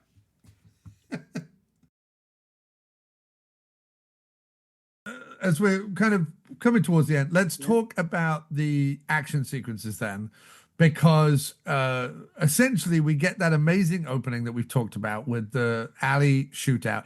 Lots and lots of rocket launchers in this, proper, like full-blown explosive rocket launching in this movie, which is fantastic. Yes. And that is how Jimmy met his untimely end as well. Yes, indeed. His entire car gets engulfed in flames, which would be enough for me not to run towards it. No offense, guys, but if you were in a car that was decimated by a rocket launcher and exploded into fire, I don't think I'd be throwing my jacket. I appreciate that. I said none taken. No offense taken. Okay. But I mean, if you wanted to, give one quick swipe with your jacket, I mean, that would be appreciated. You don't have to. You don't have to. Okay, you don't have to. Fine. It's only so that Richard Steinmetz or Godwin could go back to the police precinct and be like, I tried, guys. I tried. I took my jacket off and everything. I'm changing it now to John Steinmetz. But also, it's a very small character part, but remember he's like a dispatcher, and he's like, I'll tell the captain you're busy. And then he kind of looks at him. That guy was pretty good too. And he only had a couple brief scenes, but that stood out a bit. And again, some of the sort of Larry Cohen-esque give every character a little bit of business to do. It helped. It really does help this movie. Like if all that wasn't going on, it wouldn't be the jolly romp that it is. Exactly. No, that's very good. That's the good point. Yeah. You were going to say something, Ty. Sorry, man.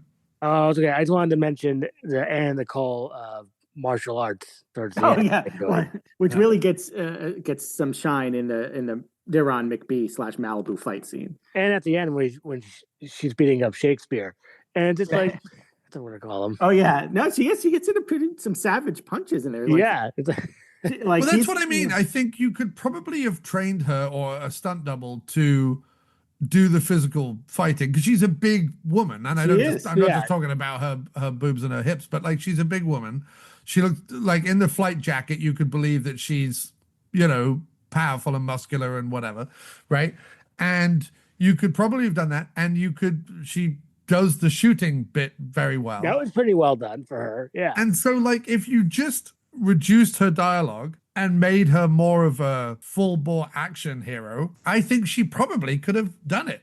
Yeah, no, I agree. Quite well. The only bits that I wince in this movie is when she's forced to like deliver more than 3 lines in a row. There are plenty of times where she delivers just 1 or 2 lines, and it's fine. Like, I have no problem with it at all. And in fact, you can, now look, there are a lot of reports about this movie from behind the scenes where she was late every day to set. It was at her worst drug-addled moments, etc., etc. So when you play that into it, it's her acting's even better than you have any reason to expect it, because do you know what I'm saying? Oh yeah, oh definitely. I think the ADRing of the whole film is a problem, but I got used to after a while. It's okay. And it's kind of par for the course. Fun. Yeah, it's fun. It's par for the course. I have no issue with it. Yeah, I love ADR. Yeah, and especially if it's her voice, which it clearly is. It would be weird if she was dubbed by someone else. Like right. If she was dubbed, what if she was dubbed by Branimir Cikatić? Yeah, well, that would be like an art film or something. It would be something very strange. And what if she dubbed him?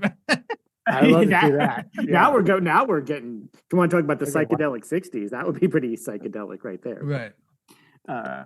But yeah, so a good time was had by all. I mean, all enjoyable. I mean, like I said, I do believe it's a little long for what it is.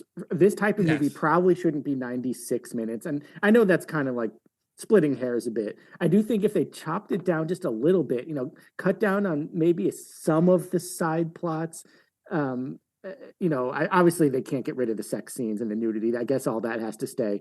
But if they made it a little short, just trimmed it here and there, and like I said, maybe give Anna like a couple more like physical fight scenes, like kicking and punching scenes.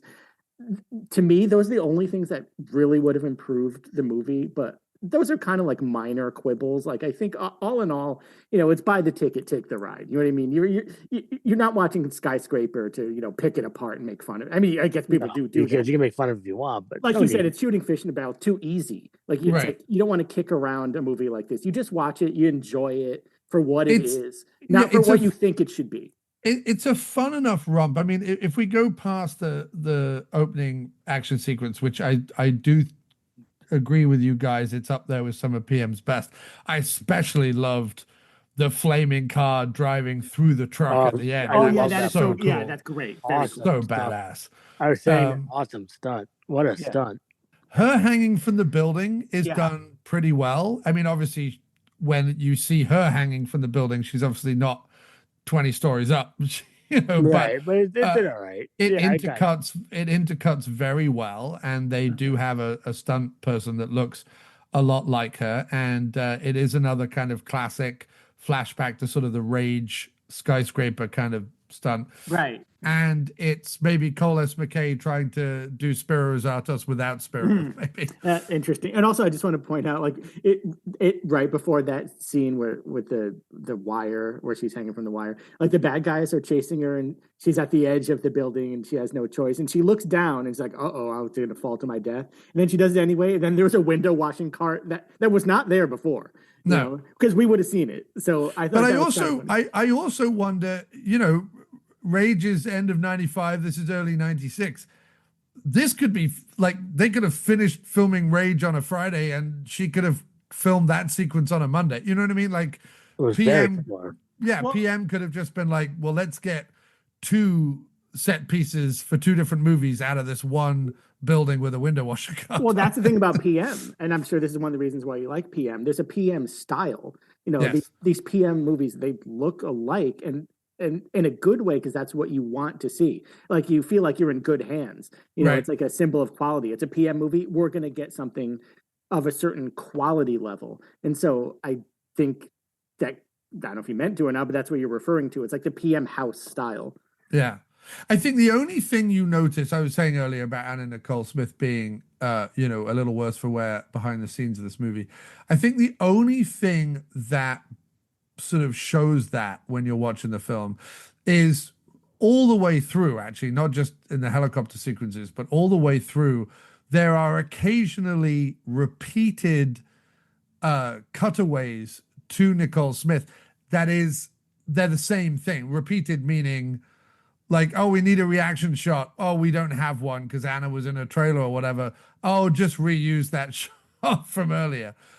Similarly, it makes me think of the sequence before her and Malibu fight. They have this ludicrous run around gun shootout thing where he keeps shooting telephones and she keeps shooting computers, and neither of them are shooting each other. That kind of reminds me of the guy. He's the black guy in the gang, not the Shakespeare guy, but this other guy. And he just like opens fire with a machine gun in every room. He opens the door and just starts shooting. Like maybe it might save bullets if you waited to see if there was a person in there. Yeah, this whole everyone in this movie is able to outrun bullets. Like, by the way, if someone opens a machine gun, opens fire using a machine gun at you, like there's even a bit where Steinmetz is running away. I think this is the sequence you're talking about where the terrorist guy comes out just firing his Uzi, and Steinmetz like puts his jacket up a little over his head, like a jacket is going to stop a bullet. Right. I see. What I thought he was going to do there was like a decoy kind of thing, like where he so the bad guy would think that's him, but it's actually just an empty jacket. But I don't think that's actually what he did. No, he just runs around. He runs with his head sort of bowed and his body like running when you're bent over. Like he's running and he's like bent over. Mm-hmm. And at one point he just like raises his jacket up over his shoulder and head because the guy's just firing, and only hitting the wall. And what's hilarious is if you were all the way down the end of an office floor and there's all the cubicles to the left of you and all the wall and all the notice boards and everything to the right of you, actually hitting a notice board would be hard, like at that distance, would be harder than hitting the guy running down a corridor with nowhere to go. Well, I was thinking maybe he has one of those John Wick style, like bulletproof jackets.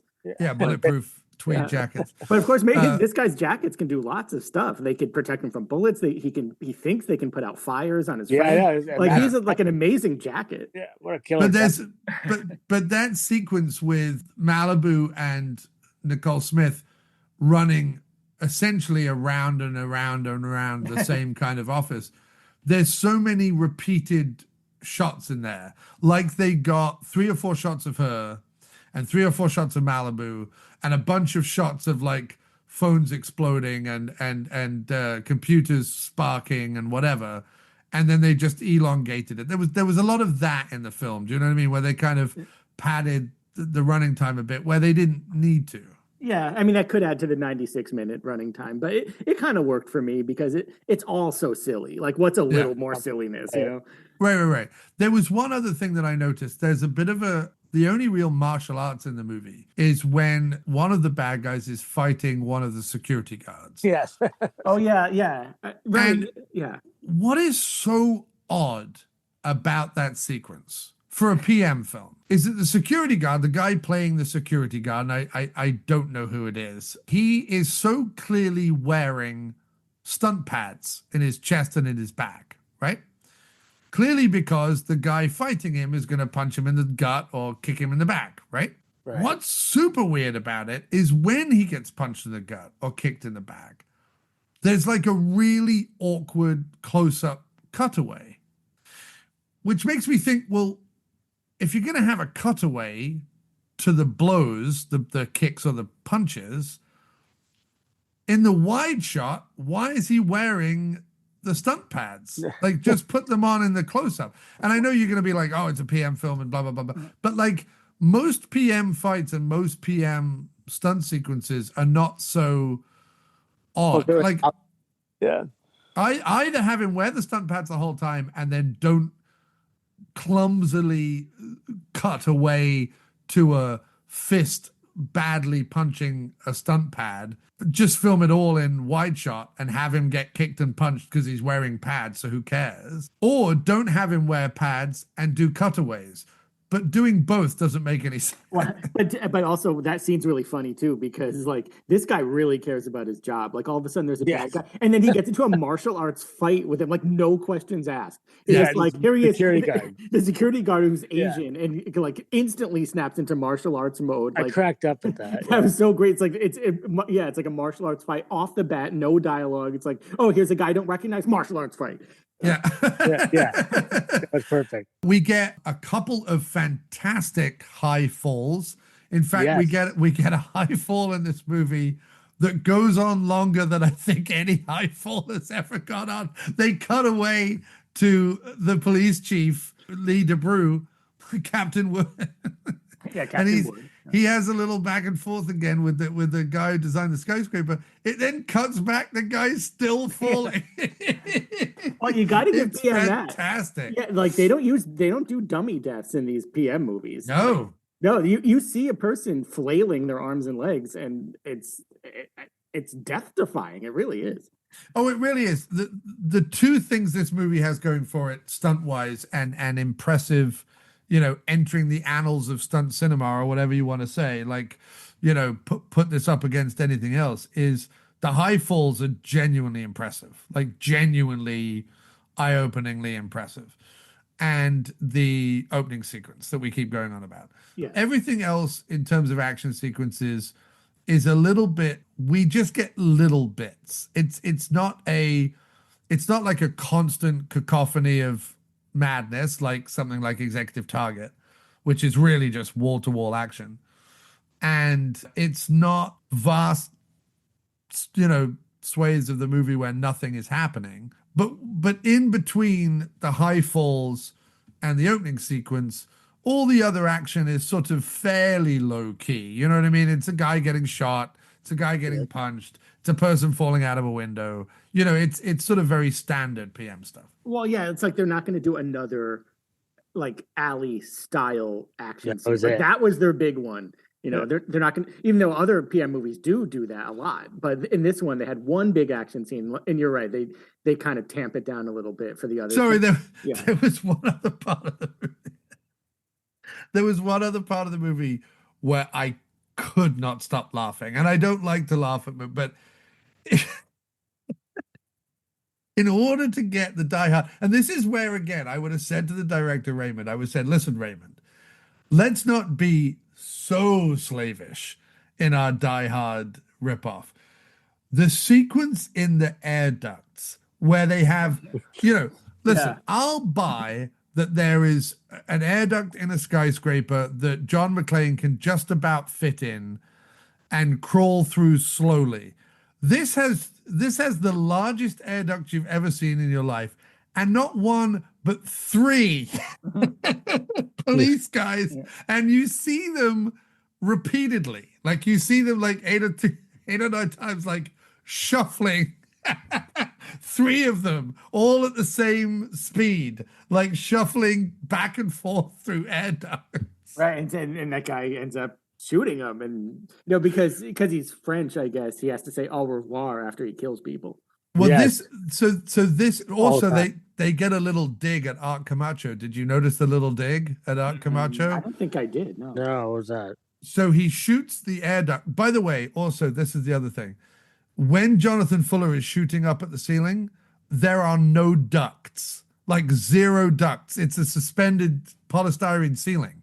There's no ducts. Like, it's so weird. They have him walking along a corridor, firing a machine gun up at the sky, and then you cut to the ducts and you see holes coming up.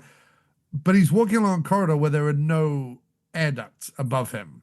Like, it's so weird. Anyway, it's another thing where I'm like, just stop. Like, you don't need air ducts. Like, just because it's in Die Hard doesn't mean you need to have a sequence. But no, where they go at Art Camacho is he shoots one end of the duct and no blood, nothing, whatever. He shoots the other end of the duct where he thought like, oh, maybe a 6 foot guy or 5'8" guy, 5'9" guy, whatever. Maybe his head is more here. Shoots there and nothing. And then he goes, small guy, huh? And I thought, oh, that's a little dig at Art. Come on now. Oh, I didn't pick up on that. I didn't catch that, but that was kind of funny. He's like, oh, a short guy, huh? Like, Right. Right. So he had to throw in that nonsensical insult. Yeah. Right. And then he shoots him right in the middle of where he was shooting. And that's where the blood falls from the ceiling. Yeah. So a lot to talk about with Skyscraper. So I'm glad you asked us on to talk about this gem of a movie. Yes. And again, look, I'm not going to pretend that it's my favorite or that I'm going to put it in very often. But for a fun romp that is a good 5 out of 10 or, or 2.5 out of 5, whatever you want to say, it as we have an expression in the UK, I don't know if you have it here, but it does what it says on the tin. Oh yeah, I definitely know that phrase. Yeah, but that is definitely a UK thing. But we've all heard it. Right. Meaning and I'll say it again, if you're 15 years old in 1996 and you rent Skyscraper starring Anna Nicole Smith, it's exactly what you want. You have, 2 sex scenes and 1 extra piece of nudity, unless you also count the shower bit as nudity. So you get 4 bits of nudity then, if you want to count the shower bit at the beginning. You get, shootouts, high falls, big opening action sequence, a little bit of martial arts, and a lot of wackiness. Yeah. Well, that's a good summary. That's perfect. That's perfect summary. So where would you guys rate this on a PM level then? Good question. Ty, you go first. Well, that's a tough one. I'm thinking about the other PMs. I don't know. It's probably kind of a little bit down. Oh, it's low down. Yeah, it's not like, higher up. Yeah, like top 15 or something. It would be on it. It's like somewhere towards the bottom of the towards the bottom, because I'm thinking of like other classics, like Executive Target or Sweeper or Last Man Standing or Riot, Recoil. Right, the 3 R's. Underground, of course. Yeah. Even like Deadly Target. Yeah, I mean, if let's say they made around about 100 movies, or at least released about 100 movies. Okay. It's in like the middle 50. I would say that. Yeah, no, that's fair. That's perfect. But I mean, because 5. I mean, are we talking about purely on the action? Because if so, then it maybe wouldn't rank as high as the others, because there's that one big one. But no, the whole movie. I ranked the whole movie. It'd probably be in the top 20, maybe. You would put it in the top 20, Ty. Top 25. It was like top 30, top 30, top 45, top 40, top 40. It might break, for the wackiness alone. Yeah. It might break my top 40. Okay. But only that's just. fair. That's kind of where I am with it. I mean, like I said, I think we said we've all seen it 3 times. It's amazing. Which is probably more than most people have seen Skyscraper. I do think it is a movie you can go back to. You can, but you have to be in the right frame of mind. You have to be willing to accept.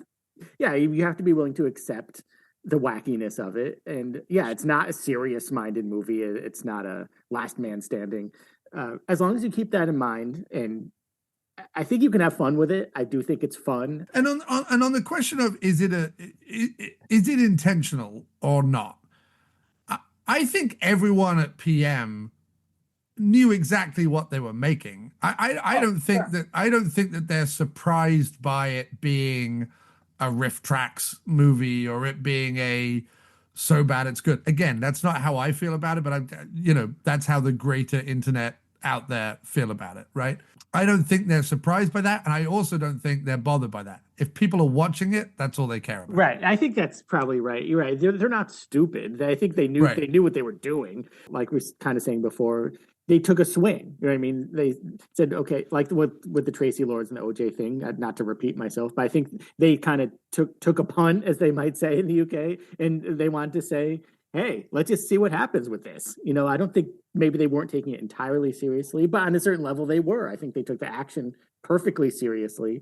So it does have that blend. That's why it's so hard to categorize this movie. It has that blend of PM style action that we all know and love, but it also has that wackiness factor. And they're both together. You don't see it that much with PM. You do kind of see it in the underground because that's also very wacky. So there's that aspect as well. What's super weird about Skyscraper to me, as I think about it now, rather than when I watched it last night, is that it's not classic PM.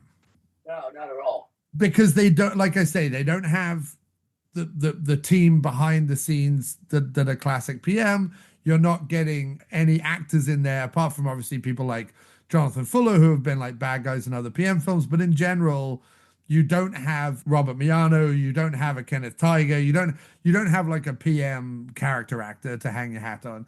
You don't have a PM all-star. You don't have a Gary Daniels or a Jeff Wincott or a Tracy Lords or whatever in the movie. So it's, on one hand, it's not classic PM. But because it has so much in it that is why we love PM, and because it does sort of weirdly work, even though it's scrappy and mad and rompish and everything else that we've talked about, it sort of becomes classic PM despite itself. Does that make any sense? Yeah, no, I totally get what you're saying. It's sort of, here we go. Instead of it being classic PM, it's iconic PM. Yeah. Okay. Yeah. No, I think that's well said. Does that make sense? Yeah. I know what I mean by that. Well, that's the important thing. Because this is as long as you know what you mean, John. Yeah. Well, Ty, what were you going to say? No, I say I'm absolutely agreeing with that. Yeah, it's almost like it's classic PM by default. It's like, yeah, because the thing is, like, even though they did traditional action, let's say, they did have this kind of crazy willingness to experiment. And I do think this kind of falls into that experimental category. It's like, we'll experiment and see what happens with Anna Nicole Smith. Like, because they experiment with their action scenes. They're always trying to make one that's bigger, louder, crazier. So if you think about their experimental side, I think this falls into that. And Anna Nicole Smith is, she's the next incarnation of a Zsa Zsa Gabor type American icon. And there's no other way to explain. Like, yeah, she's an icon for being trashy. Yeah, she's an icon for being in Playboy. Yeah, she's an icon for marrying a billionaire on a deathbed, whatever it is. She's an icon for dying young. She's like the Kardashians are just a slightly better, more polished version of Anna Nicole Smith, who in herself was a slightly more, ridiculous 80s and 90s version of Zsa Zsa Gabor. Like, it's just, it's a continuation of those things. She had the Marilyn Monroe obsession, but let's not forget, you mentioned the Kardashians. She had a reality show on E as well, just like they did. And she hawked products too, if you remember Trim Spa. So, her career did follow a similar trajectory, just had more of a tragic side to it. And so we're lucky to have her, basically her two movies, To the Limit and this. And that was all part of that zeitgeist. So and I would put this over To the Limit, which I did watch recently as well. Like, To the Limit is tough to get through. There's not even the occasional insane action piece to really sideline the fact that you're having to sit through, again, another kind of pedestrianly directed, sort of turgid, slow spy drama interrupted by the occasional not needed sex scene. The only thing that To the Limit has going for it is the final death is death by CD in the fall. Yeah, that was great. Which is how I want to go. Well, that's how I want to go. That's how I'm going to put it in my will. So we can't really if I rank it out of Anna Nicole Smith films, I've only seen two, and this one's the best one. Yeah, number one. That's great. Yeah. Oh, right, it's number one. So yeah, that's. So it's number 50 out of my favorite PM films, but it's number one out of my favorite Anna Nicole Smith films. Yeah, see, it's always number one for her. So you do the law of averages. Now we're looking at more like 25. You divide 50 by 2, and that math works out, right? It does. Well, look, Fellas, thank you very much for joining me again. I think we have covered just about every aspect in this film. I think we just. I think people who listen to the PM Entertainment podcast are like, when are they going to do Skyscraper? Like, I think there's a part of that in there, and I hope that we've done it justice. What do you think? I certainly hope so as well, and I'm honored that if there's people that want the Skyscraper podcast, that you invited us to be on it. So I want to thank you for that. But yes, it worked out. Yeah, it worked out, and I think, like you said, I think we covered every possible base. I think we were very thorough on this cast. Yes, and I hope people appreciate that. And maybe in another 10 years, I'll watch it again. Yep, and if I have final words for this, I don't know if it's time for the final words, but my final words would be: don't ask why, try Bud Dry. Yep, perfect. Yeah, I can't beat that. And maybe just tell the listening several where they can find you and what it is you guys do. Well, Brett, we can split it. I would just say comeuppin'sreviews.net is our website where we've reviewed a lot of action movies, I think over 1,300 at this point. And we also have a podcast, the Comeuppance Reviews podcast. Yep, you can find pods. And wherever you get your podcast, check it out. And Ty, as far as other socials, I'll let you do that because I don't know how to do that. You got to be on our pod, John. Yeah. Yes. Say the word. Tape. What's it called? Store Memories or something. Did you already do one? I don't know. But anyway, we'll work that out. Okay. But besides, let me know, and I'm happy to do whatever. Let's not forget just one last thing while we're talking Anna Nicole Smith. She did legitimately star in Naked Gun 33 1/3, The Final Insult. She's in the Hudsucker Proxy as Jar Jar Gabor. Oh, interesting. Or as a Jar Jar Gabor type. Right. Her character is just called Jar Jar. So, and then she is also in Be Cool, the 2005 movie with that was a Get Shorty sequel. I never saw that. Yeah, I never saw that either. But I believe I saw Naked Gun 33 1/3 in the theater, and also, if I remember right, she was part of the commercials and marketing campaign of that movie. They were saying, "Oh, this has Anna Nicole Smith." Well, I'll look that up on YouTube later. Yeah. So, socials, right? Ty Comeuppance on the Twitter X, and then Ty Action Rocks is my Instagram handle. I post my VHS collection. I just posted Django Strikes Back, Franco Nero. So, Donald Pleasance, your buddy Donald Pleasance, wearing a big white top hat. That was great. He almost stole the movie with his hat. So, I'll post more stuff soon. Have to watch more. But yeah, and apparently she was in a 1997 Supertramp music video with Udo Kier. Wow. Okay, I'm looking. I gotta look that up. That's right up my alley. Yeah, Supertramp, You Win, I Lose. Music video from 1997, directed by David Hogan, starring Udo Kier and Anna Nicole Smith. Wow. I mean, come on now. She turned what she had into gold. A decent enough career. Let's just say that. Yeah. She did that right after Skyscraper, apparently. So good for her. Cool. All right, guys. Well, look, take care. Thanks for staying so late, and have a good night. No problem. All right. Bye now. Bye-bye. Bye-bye. You are now leaving the PM Entertainment Podcast.